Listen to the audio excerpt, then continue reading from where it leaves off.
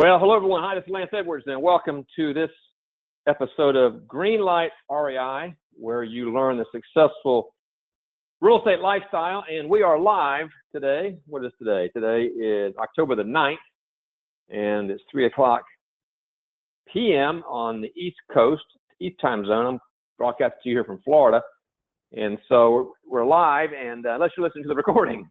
But the benefit of being live with us today is you're going to be able to submit your questions to my expert speaker on a topic that I know everyone is interested in, because it has to do with slashing your tax bill and cutting taxes and really creating wealth and passive income in a leveraged way and not having to pay taxes along the way. And of course, the topic is about 1031 exchanges we get into in a minute. So here's the way it's going to work for everyone. When you have a question, you can submit it through the chat box. If you're listening live on the day I gave you, now if you're listening to the recording, to the podcast, I'm not going to be able to do this, but you can hear the answers to the questions. So at any point, either now to the end of the interview, you can submit your question through the chat box, which is up in the upper right-hand screen. Again, if you are listening to us live. And our topic, I've already given you the topic. The topic is on 1031 exchanges, which I get more questions. This is one of the most popular topics. Get more questions about this. And we brought in one of the national experts, Mr. Tom Phelan, who has been doing this since teaching people, consulting with the real estate community, including realtors, since 1998. That's a long time, Tom. Since 1998. Yeah. And he's personally been involved with real estate as an investor since the 1980s, investing in fix and flips, fixer-uppers, and buy and holds, where 1031 exchange knowledge is essential to building your retirement very quickly. So whether it be single-family rental, which I know many of you are doing this or have done it, or multi-families, apartment houses, which is, of course, my sweet spot, or it's a ranch, or it's an office building, 1031 exchanging is a key tool in your toolbox for tremendous tax benefits. And unfortunately, here are the facts. So many people are not very 1031 exchange savvy, including your local real estate agent. I'll let Tom speak to that. Tom's purpose in life is to change all that. So that's who we have with today, Tom Phelan. Tom, welcome to Greenlight REI. Thank you, Lance. I appreciate being on your show and look forward to any questions we may get and ones you ask me. Well, super, because I'm gonna feed them to you. I'm gonna play the advocate of the people that are listening, Tom. Okay. And I think I know what the questions are, but we're gonna pepper you with questions, and we're gonna see whatever I miss. Let them throw them at you as well. So let's get started. So question number one, Tom. Let's just start with the basics. Why do so few people, including realtors, know so little about 1031 exchanging? One word: education. The public has never been taught about 1031 exchanging, and that it is the greatest tax tool ever given to people by Congress back in 1921. And because realtors have never been taught the power of 1031 exchanging, they look at it proactively. Lance, when's the last time one of your realtors talked to you about the power of 1031 exchanging? Very, very few. Very few, I can tell you that. Yep. So so we got lack of education. We're going to hopefully cover some of that here today, Tom. So here's a follow-up question. Here's many times I hear about it. You know, many times people are talking about doing a 1031 exchange after they've already sold. You know, after they've already got it under contract. So why do so many people, get their timing all wrong? Well, again, I would say education. People can't consider 1031 exchanging as a tax tool if they've never been educated about it, had it explained to them. All right. So what I'm hearing from you then, Tom, is that 1031, if you're doing 1031 exchange, you need to be proactive rather than reactive, where the investor is thinking about doing the 1031 exchange once she has it under contract. So talk about the timing here. What do they need to do here to do it right? Well, 1031 exchanging is not complicated if you're aware of the rules before you have an investment property under contract. That's one of the major keys. Learn about it, whether or not you want to pursue it before your property goes under contract. If you wait until your property is under contract, and let's get this established, the property you're giving up, selling, is called the relinquished property. Okay, if you wait until you get like a settlement report and you realize, oh my gosh, I'm making a pretty good chunk of money here, I'm going to have a pretty good chunk of taxes, it's not too late. I want to emphasize that, but you've maybe used up a lot of time that you could have had to identify properties, and we'll get into that. All right, so before we get into identifying properties, here's a question I probably should have asked up front. Let's say we have somebody on the call right now, or the live webinar or the podcast, that's brand new and they don't even know what a 1031 exchange is. Give us a layman's definition of a 1031 exchange. Well, my favorite definition is it's a loan made by the IRS to you, the taxpayer, at 0% interest, no repayment schedule, and if under the right conditions you meet them, you never have to pay the loan back. And it's triggered, and go through the process. Talk a little bit about the process of selling a property and the time you've got. Okay. When you have a relinquished property, the property you're selling close, okay, title passes, you now have 180 days to find and close on a replacement property or properties. So the initial time frame is 180 days. There are restrictions within that time frame. All right. For example, give me an example. Go ahead. Okay. For example, once you close, there's two really time periods that start to run concurrently. The 180 days to close the exchange on the property that's replacing what you're getting rid of, and also the 45 days to identify replacement property rule. You have 45 days. And Lance, I'm going to emphasize the 45 days ends on midnight of the 45th day. If that's on a Saturday or a Sunday or Easter or Christmas, it's too bad. The IRS is heartless. They don't give any extensions. So those are the two key time frames, 180 days and 45 days to identify. All right. So I've sold a property. The clock starts. I have profits from the sale of that property. Just to be clear, if you use those profits to buy another property within 180 days, then you avoid any capital gains tax, zero, correct? Well, there's some conditions to that, but in essence, yes. Okay, and we'll get into maybe a little more of the meat of it. So, if I could, let me talk about one of the most confusing things. It's called the 3 property rule. Okay, you have to identify some properties. How many? Well, there's really no limit. However, IRS in its wisdom has said if you identify over 3, you could be in a minefield unnecessarily. So let's just talk about identifying up to 3 properties. You have 45 days to identify. And identify means convey to the intermediary and have proof that they've received it, a legal description, tax rolls, what have you, of the property you're identifying. So you just can't say a cute duplex or a nice looking fourplex, whatever. It's got to be an actual address with a legal description. That helps, okay? Now, during that 45 days, you can revoke, identify, and consequently revoke as many properties as you want. It's at the end of day 45, the window closes, you can identify no further properties. Now, let me give you a real delicate position here, a situation. A lot of people come to me and say, well, I'm buying a friend's house, or I already have a house picked out. I've been looking at it for quite a while, an apartment. I'm ready to roll on that. I only need to identify 1. Who cares? Why should I identify more than 1? What if the owner of that property drops dead and now it's in probate? It's going to go way beyond your 180 days. What happens if it's a married couple, they get in a divorce situation. I've seen all these things happen.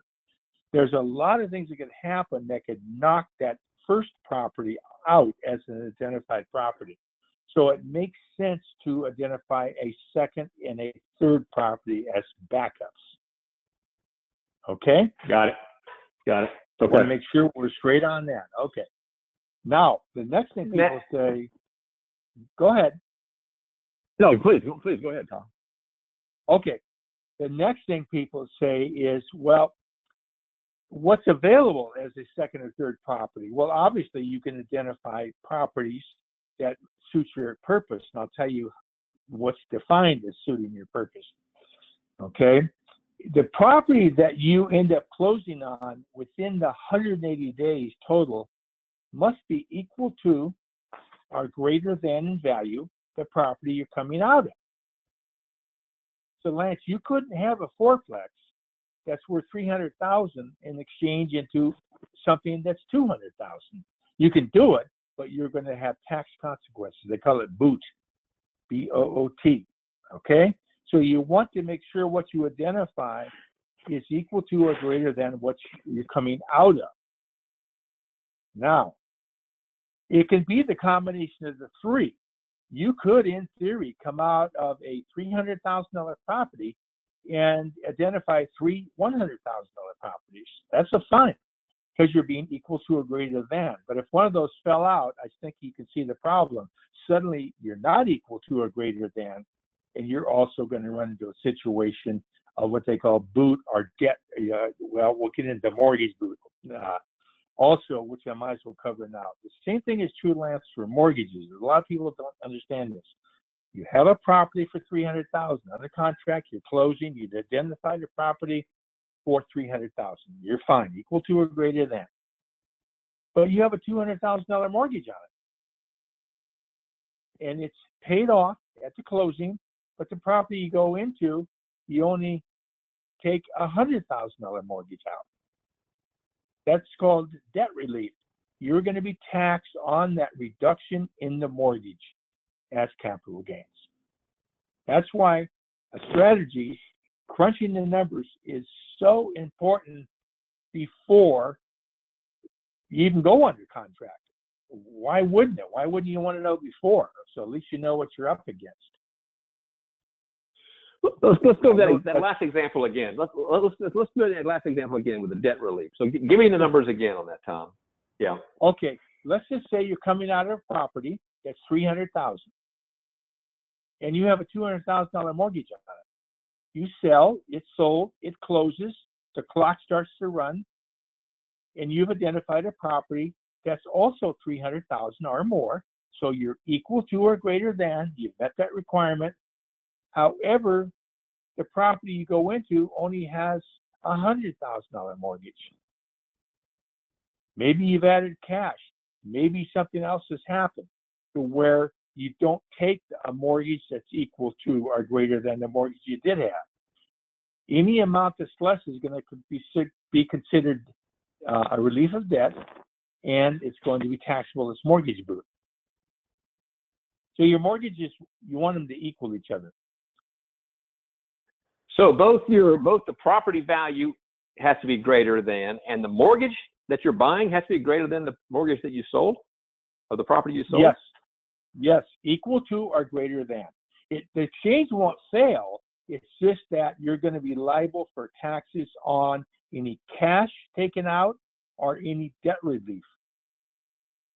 If you owe $200 on a mortgage and go into it and you owe $100, you've been relieved of $100,000 for the debt.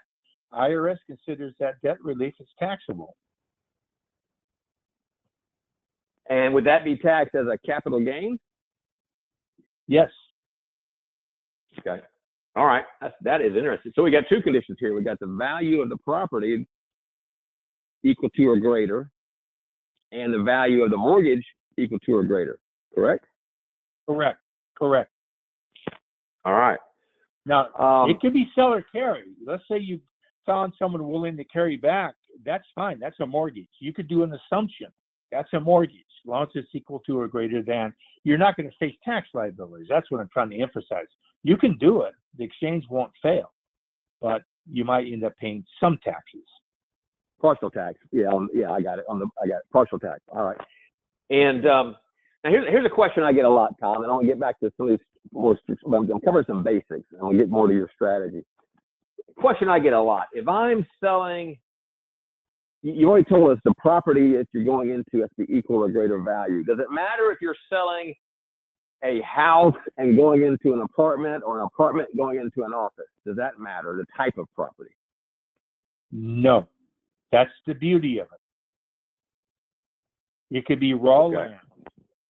It could be a 30-year lease. That's what's so cool about it. And that is a big a misconception, Lance. You're absolutely right. Of people saying, well, I heard, a duplex, I got to go into another duplex. No, you don't.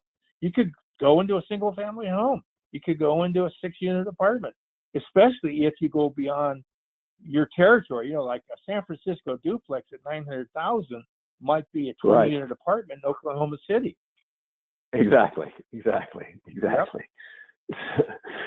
All right, so this is great. I think we've covered the basics and the foundation, and actually very informative. So let's talk a little about strategy. You started touching upon this, Tom, and I know you're not a big fan of an IRA or a 401k as a retirement vehicle, and what you suggest is a strategic series of 1031 exchanges might be a better approach. Can you explain that? Sure. Let's assume that someone buys their first single-family home rental, and they have enough cash. They get a mortgage or whatever. They put it together. It's an investment property. They rent it. And let's use 5 years. 5 years later, it's gone up 20, 30%.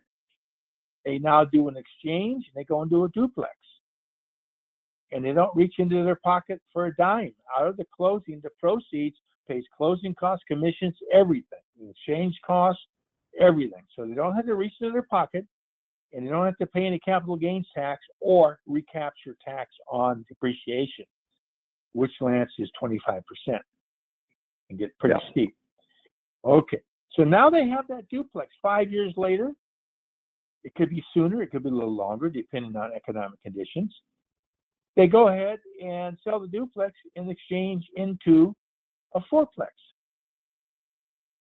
No money, don't have to reach into their pocket, don't have to pay any capital gains or recapture taxes. And then we're now 15 years later, that fourplex to go into an 8-unit. At year 25, they go from an 8-unit into a 12-unit. So there they are, 50, 55, 60 years old, with this apartment house with a mortgage that's practically paid down to nothing. They haven't come up with one dime for any capital gains taxes or recapture depreciation, okay? And they're not worried about tax rates at that time. That, to me, is one of the fallacies of the 401k or the IRA, unless it's Roth, is you're banking, Uncle Sam's going to want less 20, 30 years from now than he does now. I think you'd agree with me, Lance. That's kind of, I don't know, a pipe dream. Right. Because I don't see that happen. Not being 22 trillion in debt, we won't get into that, but you know what I'm saying. So therefore, there they are sitting with this incredible piece of property. They only had to feel the pain once, and that was 20, 25 years prior when they bought that first little single family home as a rental. I just, to me, and the big payoff, Lance, if everything goes to heck in a handbasket, you can't move into your stock portfolio, you can't move into your IRA, but you can move into a unit you own.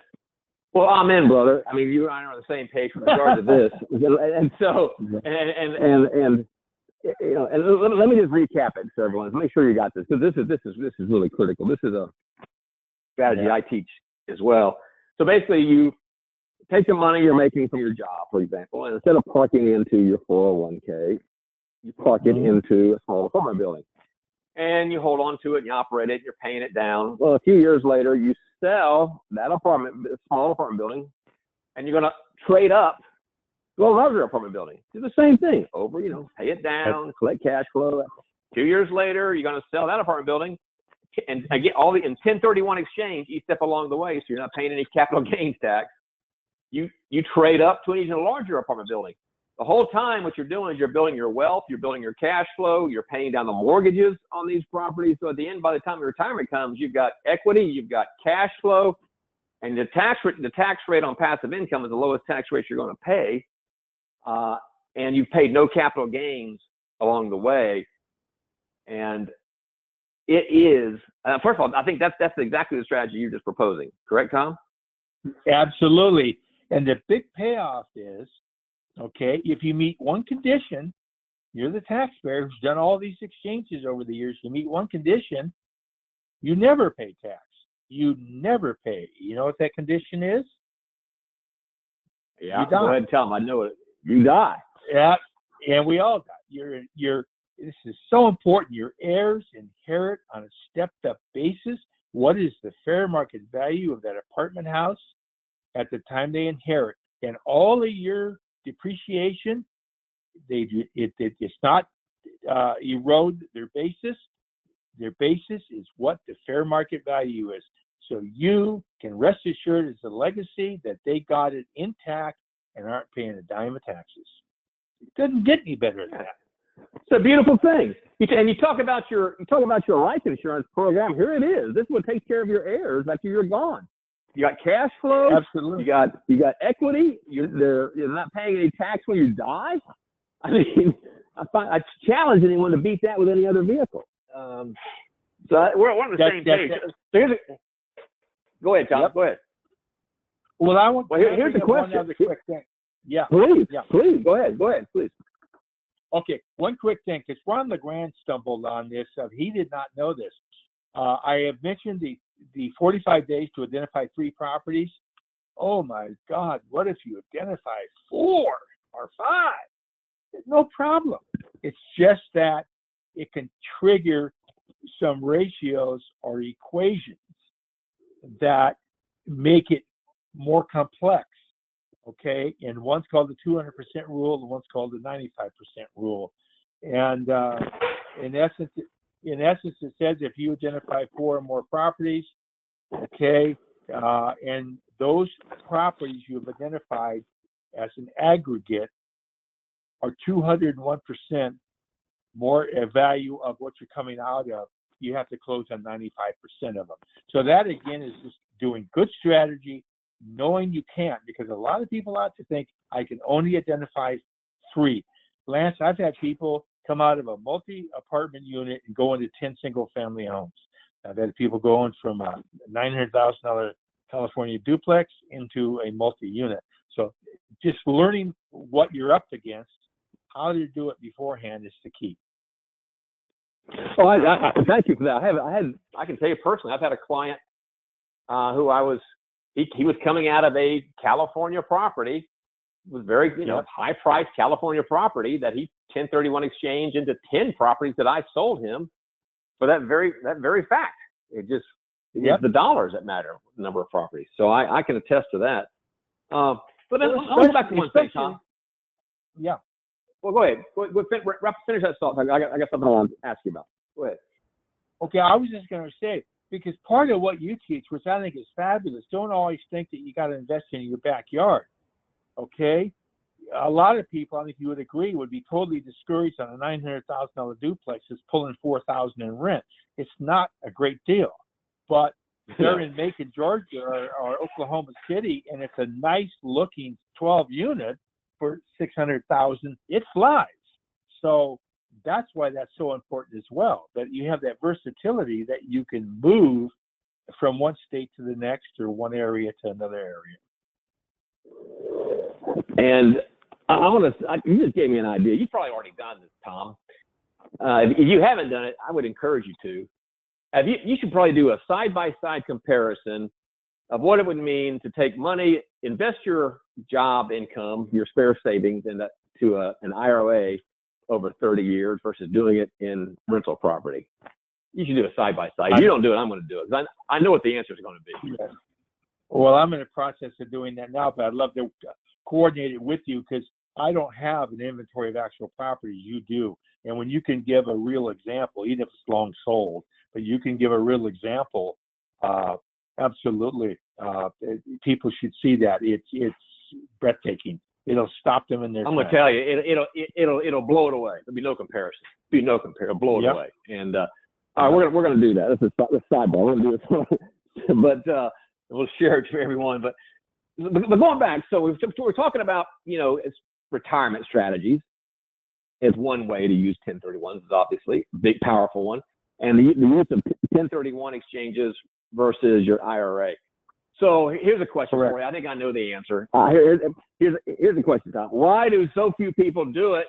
Why are so many people doing the IRA approach, and not taking this other approach that you're advocating and I'm advocating on using rental income in 1031s? Why is that? Okay, I'll try to make it as quickly as I can. In 1976, Gerald Ford signed into law the IRA. The IRA was welcomed by employers because it shifted the responsibility of an investment strategy for retirement to the employee. Most employees didn't have a clue what to do, and I'm not knocking them. Hard-working folks, but they didn't know. Guess who stepped in and saw that opportunity? Wall Street. What was their favorite product? Mutual funds. Lance, every month we take $200 out of your paycheck, put it in there, and this should make you really well off when you're 65. The problem is you're not often, and they never come to you and say, by the way, there are other options you might consider, such as real estate. Couple that with NAR, the National Association of Realtors, who's never really pushed to its 1,300,000 realtor members, that real estate is a great way to have a retirement.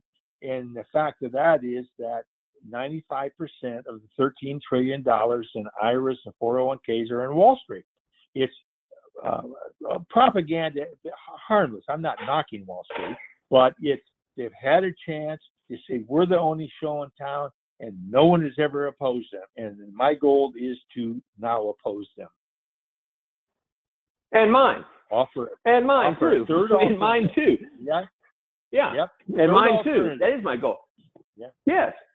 That's exactly my goal too. And the simple answer is that it's just advertising. You got the Fidelities and the Vanguards, pushing all this. And I mean, I'm not knocking them.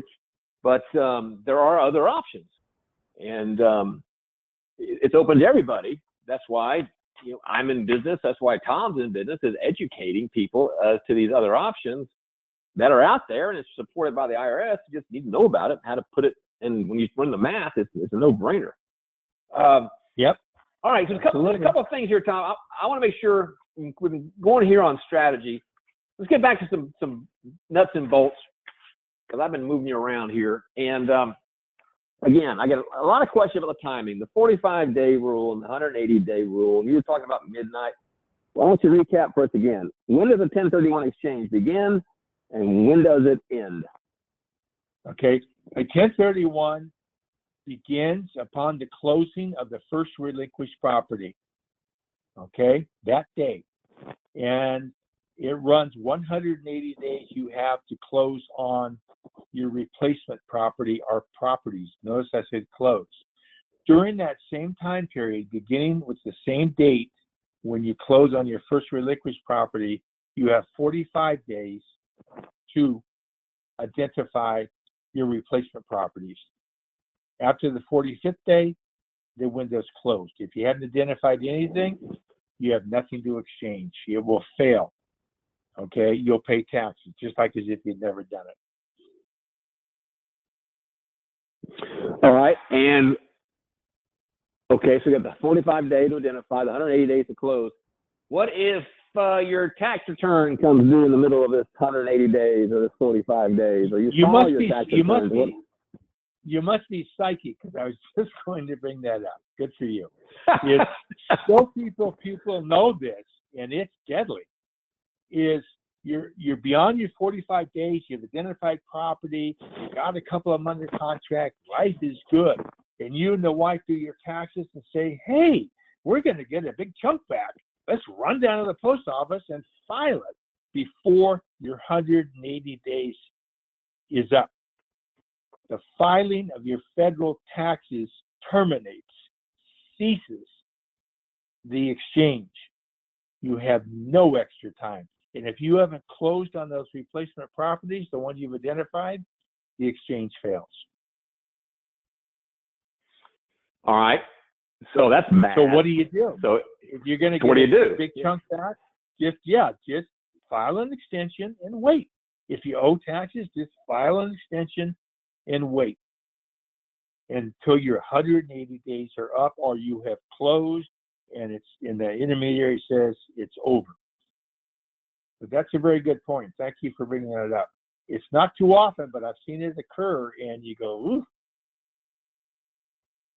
Well, I could see that happening. You're talking about a 6-month period. You know, it's not too unlikely that Sure. you know deadlines could come fall in that 6-month period. It certainly could. All right, and now one thing we haven't talked about yet is well, two things here. First, So you need to be thinking about your strategy of a 1031 before you're under contract on your current property. So talk about that. How should someone be thinking about a 1031 exchange, and when should they be thinking about it? Well, ideally, you call me and say, hey, Tom, I got a single-family home. I got a 12-unit, a 60-unit, whatever. And I go over the basis with you. What's your basis? What have you added? It's capital improvements. What have you depreciated? And where do you stand selling that property to pay taxes? Because you might say to me, I don't want anything more to do with rentals. I want to get out. It does happen. Okay? At least you know what you're facing as far as taxes. Okay? But you want to use it as a strategy in exchange to other things. We go over what those things might be, where they'll be located, and how much time you have, and do you want to identify several properties or get above 3, and what does that involve? It's all laid out before you maybe put that house up for sale, so you know exactly where you're going. Because also, when you list that property, you want to have a clause that buyer agrees seller, Lance Edwards, is conducting a 1031 exchange and will cooperate at no additional liability or money. So that you don't have a buyer suddenly squeeze you because they realize you're in exchange. It's rare, but it has happened, and try to, in a way, extort from you a better price, a lower price, whatever. okay, so let's talk about this. If that clause is not in your contract, does that void the exchange, or No. is it just to protect you? Well, yeah, okay. yes and no. When I was in Colorado, I've been licensed in 5 states to sell real estate. When I was in Colorado, they actually did add that clause. So if I were someone, I would look at the contract and see if that's included. Now, that also applies, okay, to the seller of replacement properties. So Lance sells a duplex. He now finds a fourplex. He makes an offer, goes under contract. Lance, in buying that property, should say, seller is aware that buyer is conducting a 1031 exchange and will fully cooperate at no additional cost or liability.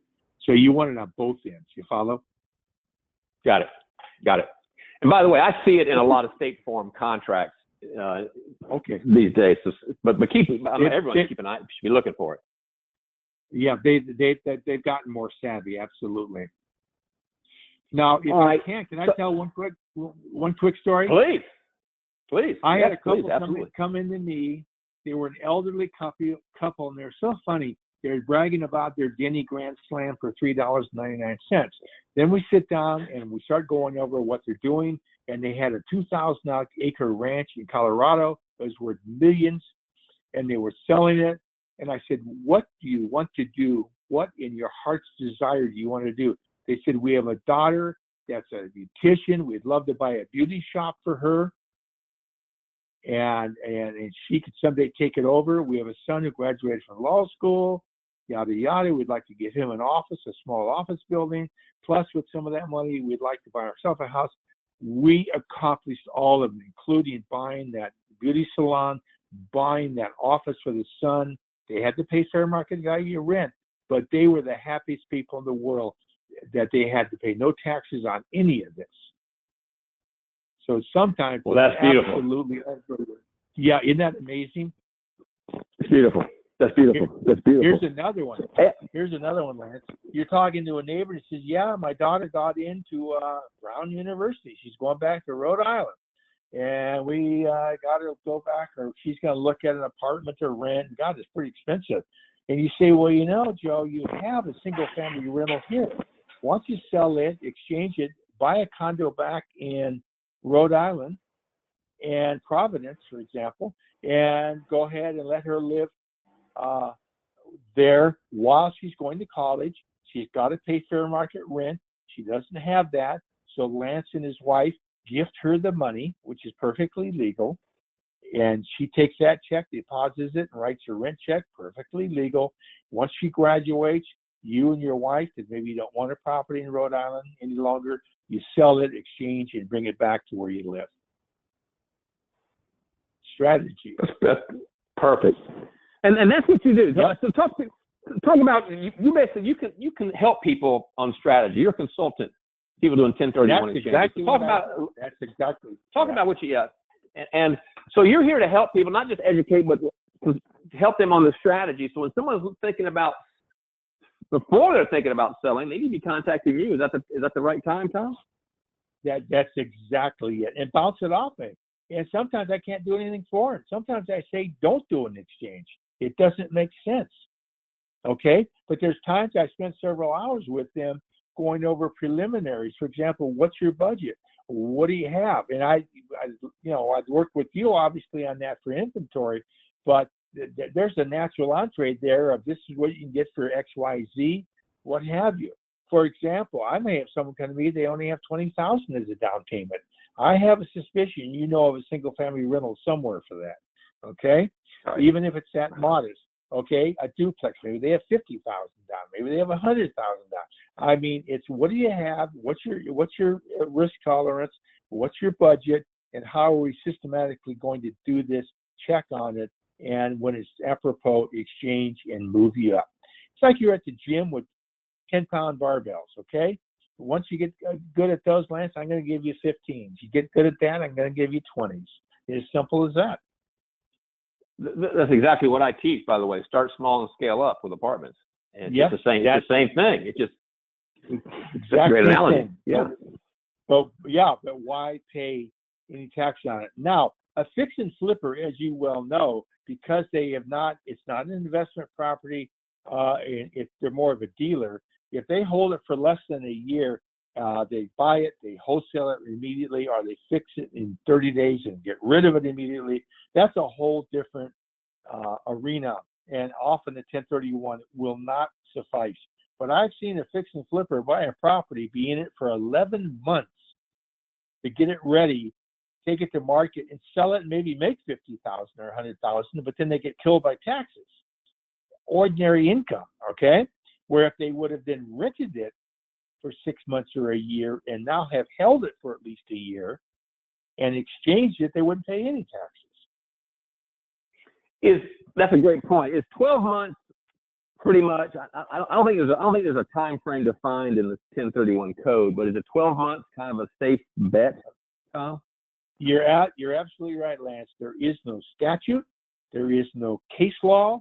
There is some PLRs, private letter rulings, or TAMs, tax advice memorandums, that come down, and pretty much a year is considered minimum. I've seen less for extenuating circumstances. I've seen maybe a bit longer, but it is going to focus on intent, because let's say you bought a property and day one you put a for sale sign in it, and 13 months later you can't get rid of this dog for whatever reason, and you finally do, and you manage to make a profit, you say, I'll do a 1031 exchange. You probably wouldn't qualify if they audited you, the IRS, because your intent from the beginning was to dump it. Yeah, I've heard this. That's a great point. That's a great point. Yeah, right. As opposed intent. to, you're right. Intent is huge. It's huge. Because occasionally you'll see where they're trying to exchange, and it's an apartment house, and they're making $250,000, and they try to slip it under the radar or whatever, and that's a very, very touchy situation. Also, Lance, one other thing just came to my mind. It's very common people make a mistake. You own a property as Lance Edwards. It's a duplex. You exchange and you decide to create an LLC, Bluebell. Okay? Switching horses, changing the entities in an exchange, you can't do it. Oh, I did not realize. I didn't think about that. So Okay. if I'm in an LLC, let's just call it, Edwards Properties LLC as the owner, and I sell the property, or Edwards LLC sells the property, I need to take title of a new property as Edwards LLC, correct? Yes, unless it's a single entity LLC and it's called a disregarded, that you want to get into it as CPA. But yes, you are absolutely correct. Or you formed a corporation for some reason. Now, where this really becomes germane is you and 3 other friends, 4 of you, have a partnership, Cloverleaf partnership, and you own a 60 unit. You're getting into bigger money, okay? And as we know with partnerships, sometimes there's bad feelings, whatever, and they're saying, to heck with it, let's get rid of this guy. You've done well, it's appreciated. Well, you either have to dissolve the partnership and go into 4 individuals a year prior to exchanging, or exchange into something, hold it as a partnership for a year, and then dissolve it. Wow. These are all the reasons somebody needs to talk to you before they go under contract. You got it. That's not my point. I'm not trying to do this purposely, but it's fact. There's a lot to really know and understand. The thing is, here's my observation, and we're going to take some questions here in a minute, guys. So, by the way, let me just put a plug in here. If you have not submitted a question, go ahead and do it now, because we're going to take up some questions here in a moment if you're listening to us live. One of the great things about the IRS, they give us all these, special tax breaks that people don't know about, but you need to be doing it with someone who understands how to do it. This is not, kind of a roll your own. You need to get involved with Tom here on the 1031 exchanges. And speaking of which, Tom, go ahead and give it out. How do people get in contact with you, and what goodies that you have for them? Okay, they can email me and establish contact. I'll be glad to talk to them, set up something. My email is TOM, T like Peter, HELAN like Nancy, Y like yellow, at yahoo.com. Let me play that back, and rest assured, guys, I want to put this on the show notes when we post the recordings at greenlightreinvesting.com. But it's Tom, T-O-M, Phelan, P-H-E-L-A-N-Y, at yahoo.com, which is actually Tim. How would you say that? You're not going to say felony, Tom. Right. Yeah, I've had people say I used to be a misdemeanor, Right. Now, Lance, I'm certified. I've been certified in 5 states to teach 1031 exchanging. The reason I bring that up, I used to work directly for an intermediary. I don't anymore because I don't want to be beholden to a particular one. But the intermediary I worked for prior, which is a major one, they average 200 incoming phone calls a day about questions on the 1031. Do you know who the majority of the phone calls were from? CPAs, accountants, and lawyers. And what they would do is maybe be on the phone 5 minutes, maybe a half hour. They'd get some complex issue answered, and then go back and say, Lance, I got all the information for you, and by the way, here's my bill. Right. And speaking of which, you're licensed in 5 states for doing real estate transactions, but you can consult nationally, right? Right. I'm no longer licensed in 5 states. To make that clear, I was, yes. Okay. No, it's a federal law. It's like the IRA 401k. It's actually a federal creature. And so, yes, no matter what state you're in, okay, and occasionally you run into it's a Canadian who owns a house in Milwaukee, okay? He or she can exchange if it's into a U.S. state. Can't exchange to something in Canada. You cannot exchange from something in the U.S. into a foreign country except for Puerto Rico, Virgin Islands. However, Lance, this will send shivers down some people, is you can do an international exchange if you bought a condo in Mexico, you're down in La Paz, you fell in love, paid $300,000, 10 years later it's worth $6,000, and you sell it. Uncle Sam wants to know about that. You can do a 1031 exchange, international property for international property. No, really? Is that right? Yep. Yeah, I've had people do it for a lot of money and not realize they could have done it. And Uncle Sam saying, "You owe us." Those were profits. All right. There's one more question I've got for you, Tom. Then I'm going to shut up. We're going to take some questions here from our listeners and our live viewers here. And you just mentioned a minute ago, the intermediary. So explain to everyone what an intermediary is, and once they're going to consult with you, they're going to get their best strategy, best advice. They're going to sell the property. Where does the money go, and how does an intermediary, and what is an intermediary? Explain that if you would. Okay.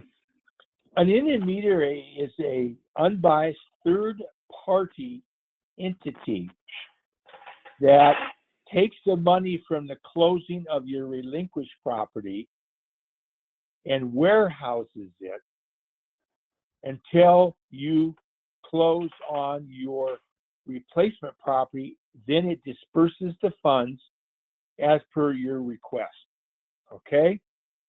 Now, a third-party intermediary, sometimes they're owned by title companies, sometimes they're standalones. If people email me, I will give them the list of a name of an organization that most intermediaries belong to. It's kind of a self-regulation organization. An intermediary should not commingle funds with other exchangers' money. They should not commingle with its ABC intermediary and they're owned by XYZ and they give XYZ the money to invest. This happened years ago and it was tens of millions that went south. So they want to make sure and be careful of that. God love an attorney who may say, I can do your exchange, but is he insured and bonded? We had a case, the attorney was going to help close the property. At day 170, he had a relative get extremely ill. He went to their bedside.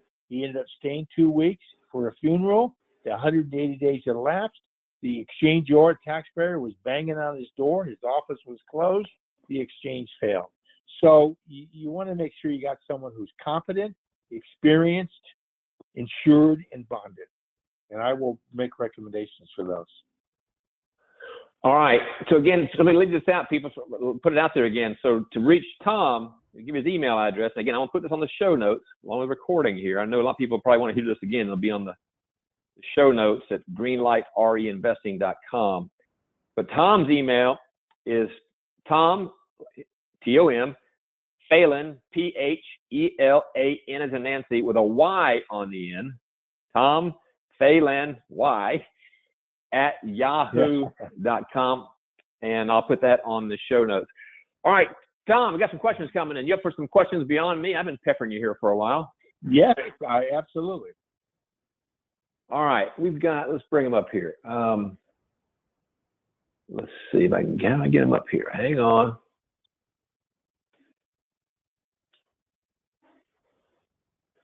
Okay, we've got, these are long questions. All right, here's one. Jay Little. Hey, Jay. Jay asks, is there a cap on the value passed on to heirs? No. Talk about how it passes on. Is there a cap on the value that you can pass on? No. No cap. Okay. That's a beautiful thing. Here's a question from Gordon. Gordon says, you do the exchange into the LLC in the same name, but you ultimately want it in a different entity name. How best to transfer or assign the property to the new LLC, and what's the time frame involved? Does that make sense, Tom? Yeah, well, you'd want to hold it for at least 1 year after you've acquired the replacement property. And at that time, you probably want to talk to a CPA or an intermediary. It's beyond my expertise, my tax expertise, if you wanted to go into a C Corp or something like that. Now, mind you, I'm assuming in this hypothetical that what you go into, you want to change, it's the same 100% ownership. You follow? You're not giving away half of it to your sister or your kids or whatever, because then that would be a distribution, so to speak. So it had to be 100% of that property into another entity where the same 100% was owned. And you're talking about going from once you buy the new property, let's say you wait a year and you want to assign it from one entity to another, the new entity has to have the same ownership structure. Otherwise, that could trigger a taxable event. That's what you're saying, right? Yeah. You couldn't in that transaction. Well, I'll give half to my son. Give half to me. You get into gift tax. You get into bringing it out of that property. You follow what I'm saying? Yeah, exactly. No. Yeah. But it's a great question, Gordon, and another example of why you guys need Tom on your team. Let's see. Another question from Gordon. I think we answered this early on, but I want to put it out here because this is a question I get a lot. Can it be one building to multiple buildings with the same overall value? I think the answer to that was yes, right? Absolutely. As long as it's equal to or greater than. All right. Yeah, thank you. That's a very popular question. Here's a question from Jay. How much is the 1031 exchange fee?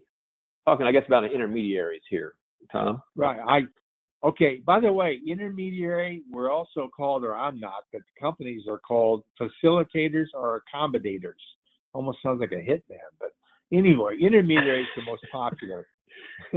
Typically, for coming out of one property into one property, $750 to $1,000. It's a bargain. If you come out of one property and go into 2 or 3 properties, they may charge you $100, $150 per extra property. If you get into a reverse exchange, and I didn't mention this one, I'll just touch on it now, and believe me, it's something you need to spend time on, but now's not the time. A reverse exchange is basically where you go buy the replacement property first, the 180 days starts to run, and now you get rid of and sell your relinquished property. Okay? Oh, that could cost $4,000 or $5,000. Well, let me give you an example, Lance. You come across a 12 unit that you're jumping up and down on. The price is right. The location, it's a gym, and you want to buy it now. Okay? You buy it, but you set up a reverse exchange. The intermediary takes title of that 12 unit, yada, yada, yada. Now you say what I want to exchange out of is 2 fourplexes I own, the California duplex, whatever. Do you follow? It's the reverse. Yep. Same 180 days. Can you, on a reverse exchange, I know you don't want to get too much detail here because it sounds like it's involved, but on a reverse exchange, when you've bought the property first, can you get all the same benefits as if you had sold your other property first? Yes. Oh, wow. Yeah. So wow. If you have no benefit right now, you're out the money. The intermediary is holding title to that 12 units. But now you go and say, whether I want to sell 2 of my fourplexes or a 6plex, whatever. Add cash. You can always add cash to exchange to come up with equal to or greater than. Reverse is the same requirement. So if you bought it for $600, you got to come out of something for $600 or greater. That's great to know. All right, I can see situations. Well, for you, definitely someone. You got to move now. Yes. Yeah. Yeah. All right. Here's another question came in from Harris. Can a land trust do a 1031 exchange? No. Well, no. They're contradictory. I mean, they're competing. No. I've never seen someone use a land. There's no need to. So they would want to, from that land trust, to put it into an entity. Okay, and now that property is held, and now offer that for sale.